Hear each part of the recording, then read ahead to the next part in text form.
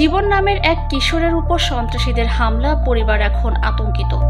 রাজধানী মিরপুর শাহ আলী থানার উত্তর বিশিল কুসুমবাগ বালুর মাঠ এলাকায় ১ নম্বর রোডে জীবন নামের এক কিশোরকে কুপিয়ে রক্তাক্ত জখম করেছে কতিপয় দুর্বৃত্তরা।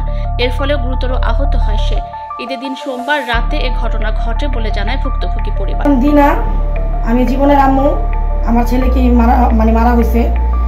তো ঈদের দিন সন্ধ্যার দিকে ঘটনা ঘটছে আর কি। এশার নামাজের পরে আমি জানালা দিয়ে তাকাইছি, দেখি অনেক পোলাপান, আমি যতটুকু দেখছি অমায়িক, বলার বাইরে এত পোলাপান ছিল, 40-45 জনের উপরে যা আমি দেখছি আর কি। ওরা ওদের হাতের মধ্যে এরকম বড় বড় রামদা, তারপরে যে ওগুলোকে কি বলে, লাঠি টাঠি বাঁশ, এগুলো নিয়ে সবাই হইচই করে দৌড় দিচ্ছে।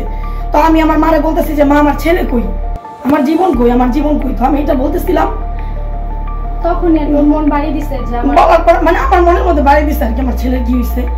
তো বলার পরে আমি গেটটা খালি গেটটা খুলছি, খোলা মাত্র আমার ছেলে মা কয়ে চিৎকার দিয়ে এখানে পড়ে গেছে, দরজার সামনেই পড়ছে। পড়ে যাওয়ার পরে ধরাধরি করে আনছি, আইলা দেখি আমার ছেলের এখান দিয়ে রক্তে ভাইসা যেতেছে, আর পুরো ফ্লোর রক্ত দিয়ে 2টা কোপ দিছে, 2টা কোপের সাথে সাথে রক্তে ভাইসা যেতেছে, মুগ্ধা ফ্যানে উঠে গেছিল। তো আমি বললাম কে করছে? মা, আমি কিছু করি নাই, এরকম সেন্টার ফুড আনতে দোকানে গেছি, দোকান থেকে বাসার নিচে আসবো, তখন ওরা আমার শুধু মা যাদের সাথে মারামারি লাগছে সবাই দৌড়াদৌড়ি করছে। যেমন মহলার মধ্যে এরকম রান্দা নিয়ে আসলে কেউ দাঁড়ায় থাকবো না, সবাই হইচই ছোটাছুটি করে দৌড় দিছে। আমার ছেলেও ভয়ে এরকম দৌড়ায় আসছে আর কি। আসার পরে যেমন ওই রামদা ভয় দৌড় দিচ্ছে, দৌড় দেওয়ার পরে আরো ধরছে, দৌড়াই ওইখানে এরকম মোটা মোটা বাঁশ দিয়ে নাকি পিটাইছে। আমার ছেলে বলতেছে মা, আমার শুধু মারছে, মা দেখো আমার কোবাই কি করছে। তারপরে ওরা নিচেও দাঁড়ানো ছিল, ওরা যায় নাই। আমি এই জন্য ভয় আমার ছেলের নিচে নামি নাই, ওরা যায় নাই বিদা পরে নামছি, ততক্ষণ আমার ছেলের রক্ত ভাইসে গেছে, আমার ছেলের অনেক রক্ত পড়ছে। তারপরে সরদিতে নিয়ে গেছি, ওরা যখন সরে গেছে এখান থেকে সরদিতে নিয়ে গেছি। সরদিতে নেওয়ার পর আমার ছেলে ট্রিটমেন্ট করবো না, তাদের কাছে এটার কোনো চিকিৎসা নেই, পুলিশ কেস করছি, কোনো চিকিৎসা নেই, বলতেছে যে আপনারা ঢাকা মেডিকেল নিয়ে যান।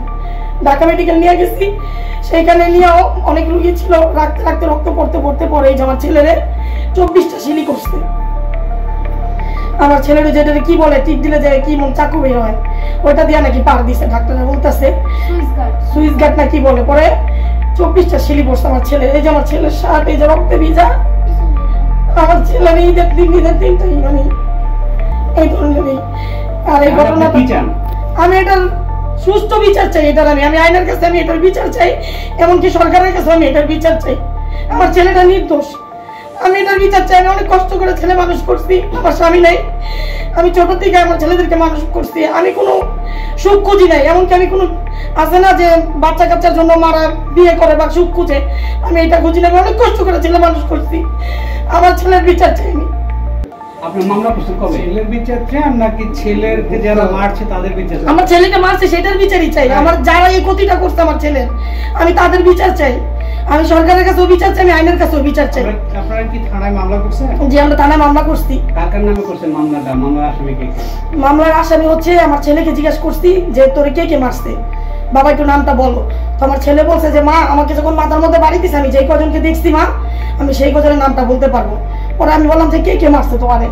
বললো যে কাল্লু বিজয়, জসিম, দেখো ওটার জসিমের ছেলে, ওর মার নাম হচ্ছে রুমি, ওর মার নাম রুমি, কাল্লু বিজয় না, ও মারছে।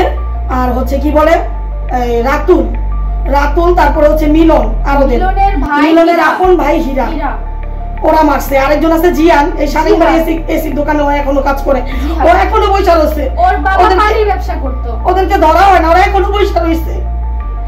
আমি আইনের কাছে আমি এটা বিচার চাই, বিচার পাই না, আপনাদের কাছে আমি বলছি, আমি এটার সুষ্ঠু বিচার চাই, আইনের কাছে আমি বিচার চাই, সরকারের কাছে আমি এটা বিচার চাই। একে এর আগে এক ছেলে এভাবে মারা হয়েছে, ওইটার বিচারও হয় নাই, কোনো বিচার পাচ্ছি না আমরা আইনের কাছে। ওরা এখানে আমার ছেলেকে একানা সামনে আরো যেই কজন পাইছে ওই কজন মানে এই পার মারছে। আপনার নাম কি? আচ্ছা, সেদিন যে আপনার ভাইয়ের উপর আক্রমণ হলো, হামলা হলো, ওই সময় আপনি কোথায় ছিলেন? আপনি দেখছেন আপনার ভাইকে মারা? আপনি চিৎকার দেন নাই? আপনি কি দেখছেন এটা বলেন? আমি নিচে ছিলাম, পোলাপাইন চিল্লাইতেছিল, আমি তখন দৌড়ে নিচে নামছি, দেখি ওর মারতাছে। তারপর ওই পোলাটা, ওর সাথে একটা পোলার হাত ধরছিল, ওরা মারতা, তখন একটা লাঠি মারতে মারে, আর তার লাঠটার মধ্যে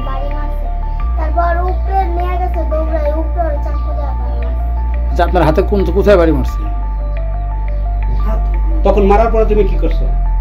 মারার পর আমি কাঁদতেছিলাম। তখন তোমার ভাইয়ারে মারছে? তোমার ভাইয়ারে মাইরা কিভাবে কি করছো আর একটু বলো তো। ওরা মায়েরা মনে করো 9 জন মাক করে ডাক দিছিল, তখন ওরা সব নিচে দৌড় মারছে। তুমি তো দেখে চিনো? আবার আমি ঈদের দিন তখন 8:30 বাজে আর কি, মানে 8:30 না, নামাজের পর পর আর কি। আমাদের বাসাটা তো আর ওদিক দিয়ে না, মানে এই যেখানে ঘটনাটা ঘটছে ফ্ল্যাটের সামনে বারান্দা হলে আমরা দেখতে পারতাম, তো আমরা দেখি নাই। আমাদের পিছনের সাইডে 7টা দাও, 7টা রক্ত ভরা আছে, 7টা একটু দাও আমার হাতে।